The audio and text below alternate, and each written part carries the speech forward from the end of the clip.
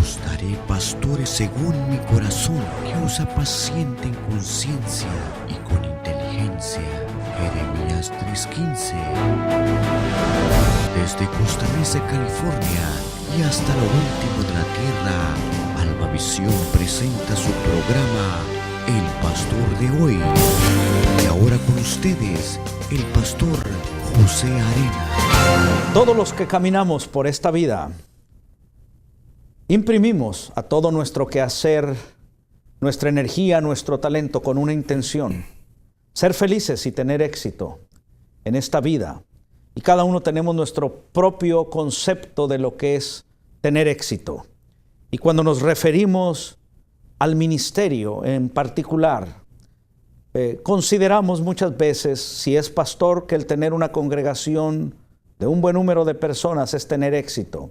Si el predicar como evangelista en diferentes países del mundo, se piensa también que es tener éxito. Hay diferentes conceptos que se tienen acerca del éxito ministerial, pero poco se habla acerca de la razón del fracaso ministerial y en qué consiste. Hay el éxito según el hombre, pero hay el éxito según Dios. Hay el fracaso según el hombre, pero hay también el fracaso según Dios. Para hablarnos de las razones del fracaso ministerial, me es honroso, como es siempre, el tener para ustedes a mi consiervo y amigo Humberto Corral, venido desde la Ciudad de México. Beto, nuevamente venido a este programa. Gracias, Pepe. Estamos para servirle a Dios y para dar a conocer lo que Dios nos ha puesto también en el corazón, en este tema tan importante para nosotros los pastores, los ministros, los llamados, para hacer la voluntad de Dios. Y bueno, con cierta frecuencia nosotros estamos viendo que hay queja aún en los pastores, en sus iglesias locales, porque la gente no viene.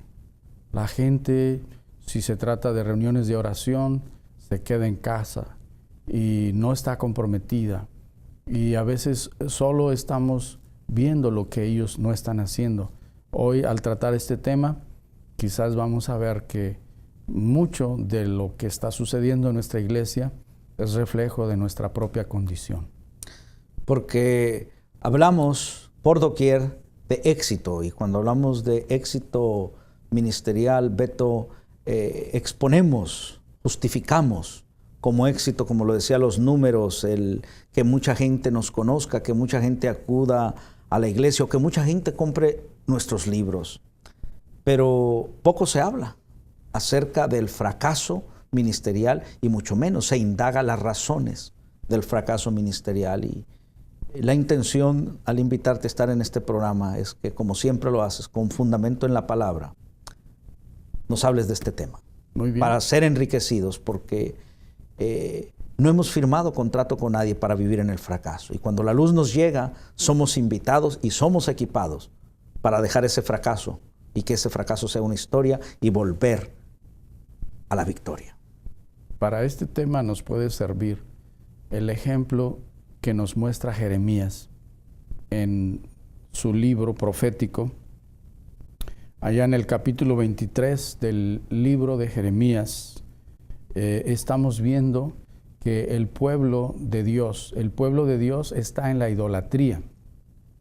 El pueblo de Dios ha sustituido a Dios por lo que no es Dios.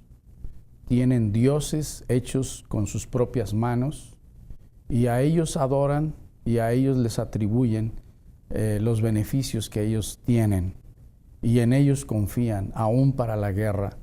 Y algunos de ellos han sido tan rebeldes que han provocado a Dios a la ira. Y los profetas son voceros de Dios. Los profetas tienen un ministerio de hacer volver al hombre de su pecado para regresar a vivir para Dios. El ministerio profético en eso consiste: declarar el pecado de parte de Dios y hacer reflexionar al hombre en dónde ha fallado y hacerlo volver a Dios para que en armonía con Dios, como es el plan de Dios, puedan vivir haciendo la voluntad de Dios. Entonces, en realidad la profecía es la expresión de la voluntad de Dios para ser obedecida en el presente, a veces echando mano del pasado, a veces echando mano del futuro, con un elemento predictivo. Esa es la profecía. Y el ministerio profético es justamente usar ese recurso para hacer volver al hombre a Dios. Los profetas del Antiguo Testamento, principalmente aquí en el tiempo del profeta Jeremías, no estaban cumpliendo la voluntad de Dios. Había profetas que servían a los reyes. Había profetas que profetizaban lo que los reyes querían oír.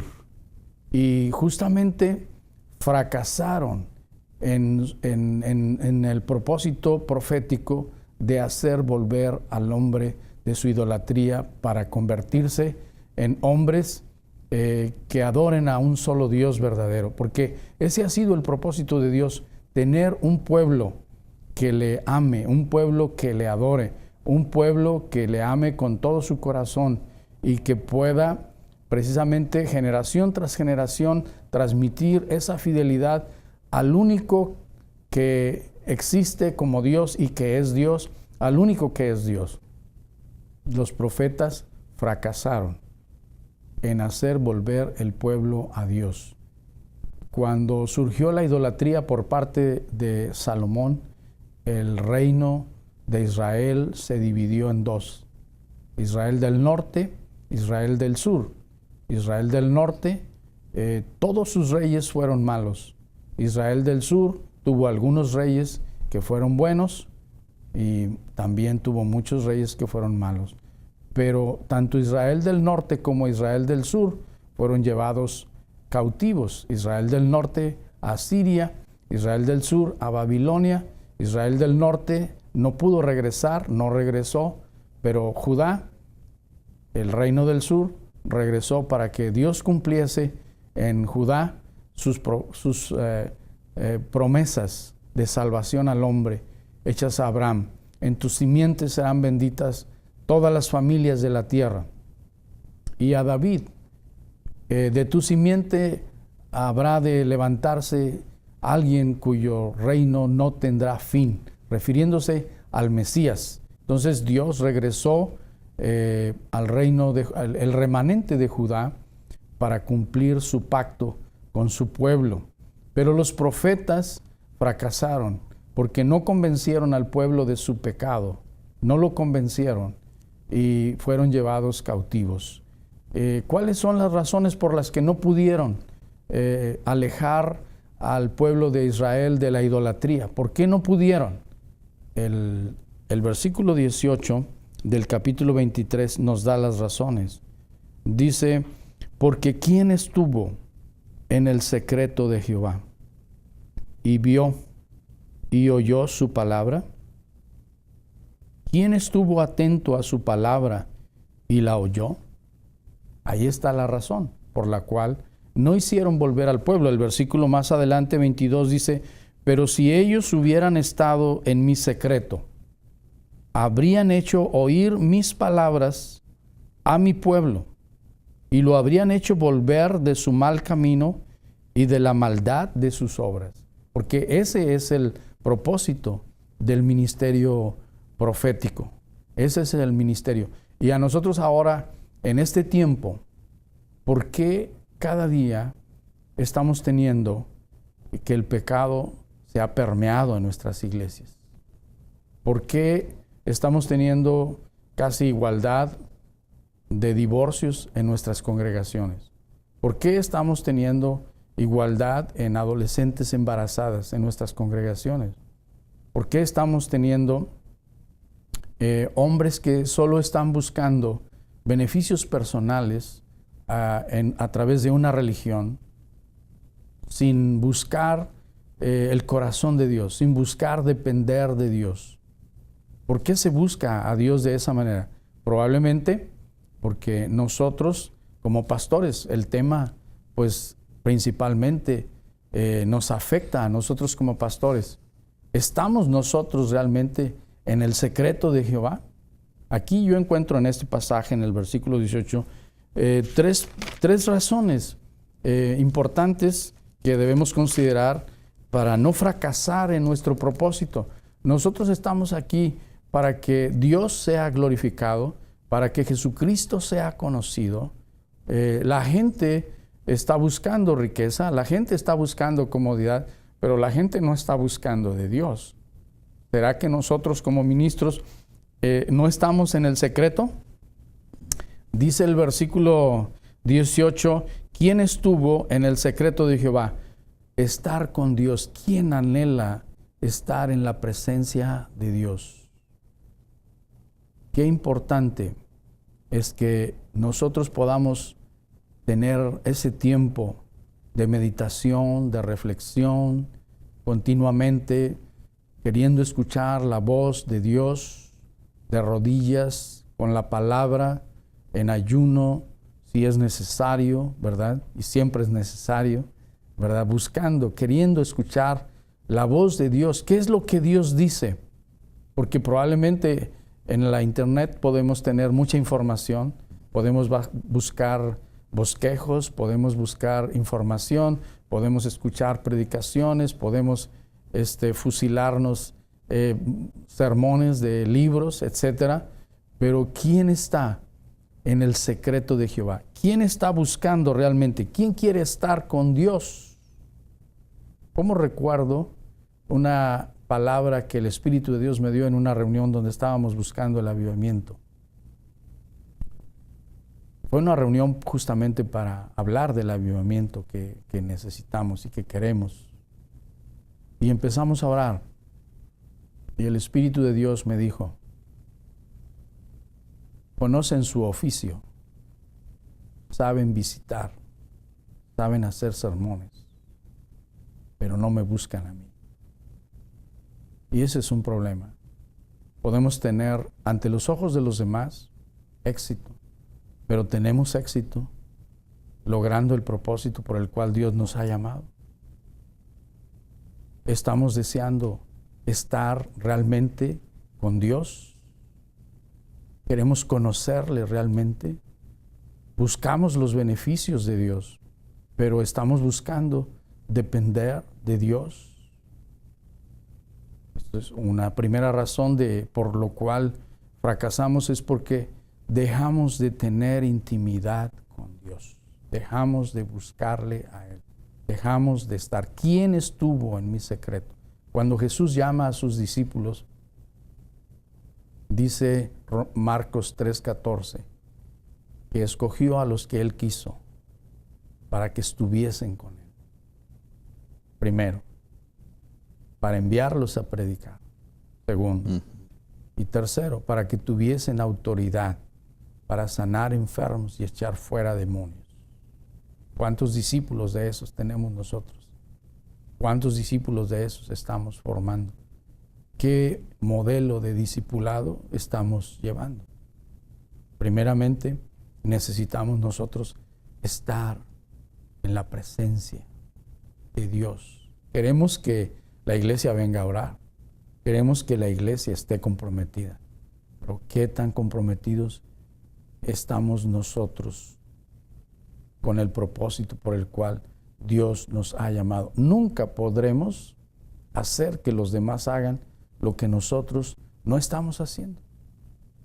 Cuando nosotros estamos en el secreto de Jehová, cuando estamos en su presencia, el Espíritu de Dios hará notorio, sin que no lo propongamos, que la palabra que hablamos viene de la fuente de vida, que es Cristo. Y podrá tocar los corazones, podrá hacerlos volver de su pecado, podrá convencerlos, porque es el Espíritu de Dios a través de la palabra que puede llegar al corazón. Pero de lo contrario, trataremos de manipular a Dios con principios, con argucias, para que Él satisfaga en cierta manera, nuestros intereses, nuestros propósitos. Entonces, la razón primera está aquí en esta pregunta, ¿verdad? Dice, ¿quién estuvo en el secreto de Jehová? ¿Verdad? Y hay una segunda razón, ahí mismo en el versículo. Y vio, ¿verdad? ¿Quién estuvo? Pero además, y vio. Y esta palabra, pues, significa comprender su corazón, oír, entender desde la perspectiva de Dios, oír el latido del corazón de Dios. ¿Quién entonces podrá comprender lo que Isaías, allá en el capítulo 6, cuando tuvo esa gran visión que dijo, soy hombre muerto, porque han visto mis ojos al Rey Jehová de los ejércitos, siendo un hombre de labios inmundos y habitando en un pueblo de labios inmundos, ¿verdad? Y todos conocemos el pasaje, ¿verdad? Con un carbón encendido, los seres espirituales que estaban ahí pudieron tocar sus labios, ¿verdad? Y él fue limpio. Y una vez que fue limpio, pudo escuchar la voz del Dios Trino, versículos más adelante, cuando dice el Espíritu de Dios, allí en Isaías capítulo 6, versículo 8, dice, ¿quién irá por nosotros? Hablando para justamente hacer volver a la perversa Judá, al pueblo de Dios, al corazón de Dios. ¿Quién irá por nosotros? Y Jeremías dice, heme aquí, Isaías dice, heme aquí, envíame a mí. Heme aquí, envíame a mí. Pero la familia de esa palabra en hebreo nos deja ver que tiene tal intensidad que realmente lo que Isaías está diciendo ahí es envíame a mí o me muero. Es decir, no quiero otra cosa, no anhelo otra cosa más en mi vida. Para esto quiero la vida y si no me envías, no quiero vivir. O sea, con esa pasión, con esa intensidad, después de haber estado en la presencia de Dios y aún temer por su misma muerte, por haber estado en la presencia de Dios, puede ser sensible y ver el corazón de Dios y ver el amor de Dios de tal manera que dice, heme aquí, envíame a mí, y si no me envías a mí, quítame la vida. No quiero vivir. Totalitarismo. Pues digamos, una entrega radical, absoluta, total, ¿verdad? Beto, y los propósitos de Dios no cambian.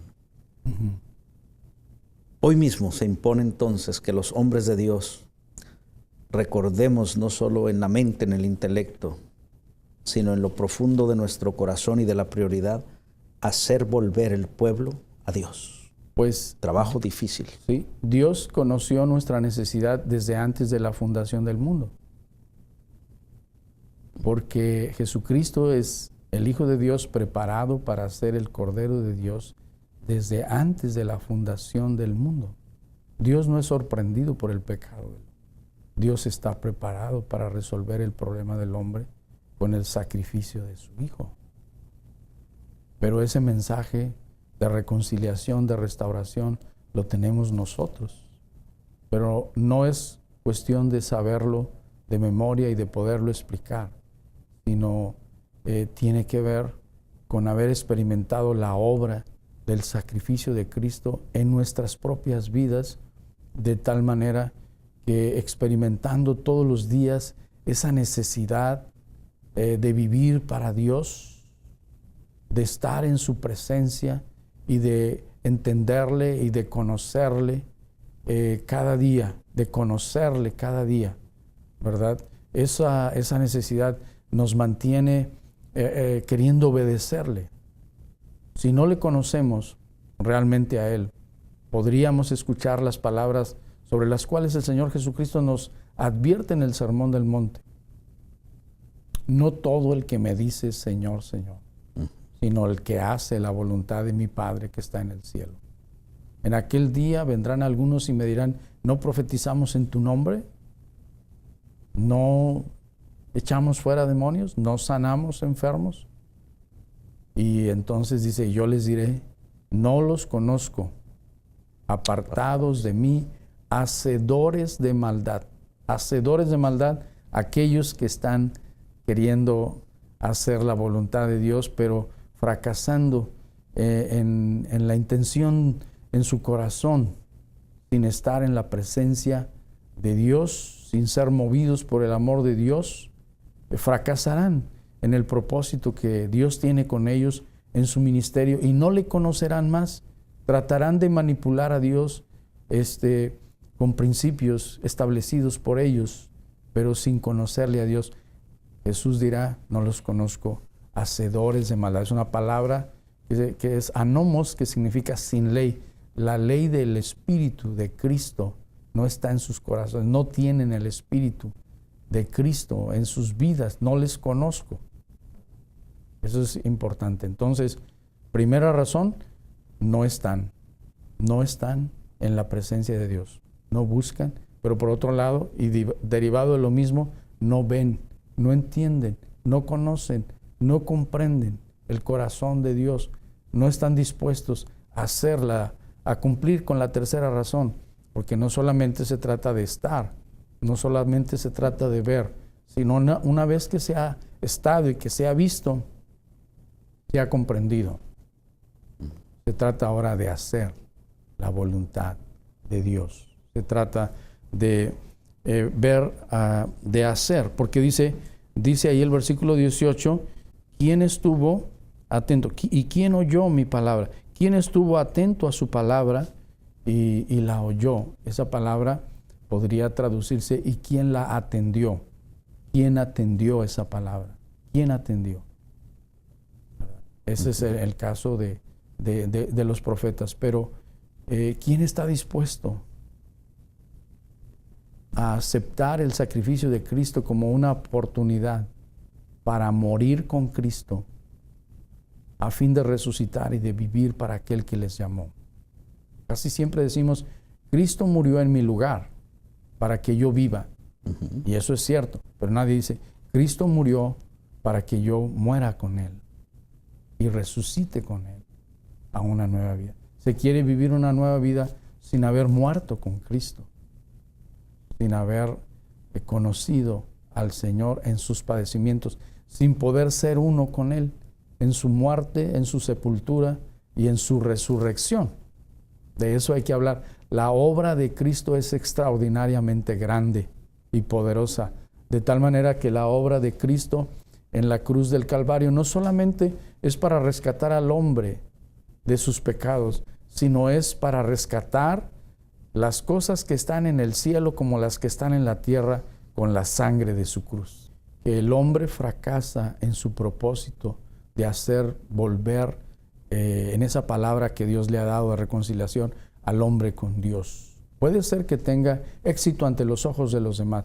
Pueden ser que sean obras fastuosas, ¿verdad? Puede ser que sean obras muy visibles ante los ojos de los demás. Pero podríamos tener gente viviendo una religión sin conocer a Dios, sin entender el corazón de Dios, sin volverse a Dios, quizás con mucho potencial económico, pero sin vivir para el propósito de Dios. El hombre fue creado para vivir en armonía con Dios.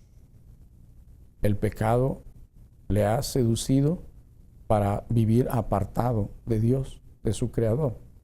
Jesucristo, en su amor, ha venido para reconciliarnos con Dios, para que le conozcamos al Dios vivo, pero nosotros estamos a veces usando el ministerio como un trampolín para lograr nuestro éxito personal. Dios nos ayude, porque esas razones las tenemos que contemplar ahora, las que da Dios ahí con el profeta Jeremías. ¿Quién estuvo en mi secreto? ¿Quién vio? ¿Quién atendió? ¿Quién oyó?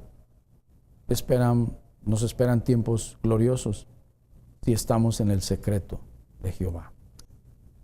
palabra no fácil es esta, pero una cosa es cierta. Es la verdad la que edifica, es la verdad la que nos hace libres.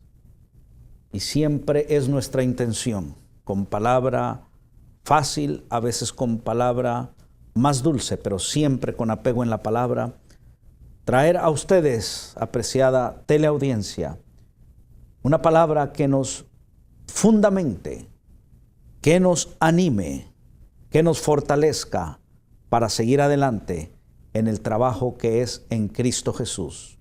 Vivir para morir. Humberto, gracias nuevamente por esta palabra. La de hoy no fácil, pero es palabra de Dios. Y si la tomamos y la ponemos por obra, seremos establecidos en este trabajo que es en Cristo Jesús. Compartiremos el gozo del Señor. El gozo del Señor será cumplido en nuestros corazones. No hay algo más precioso que compartir el gozo del Señor, porque con el gozo puesto delante de Él sufrió la cruz. Y a ustedes gracias por permitirnos llegar allí hasta donde usted se encuentra. Y hasta un próximo programa. Que Dios los bendiga.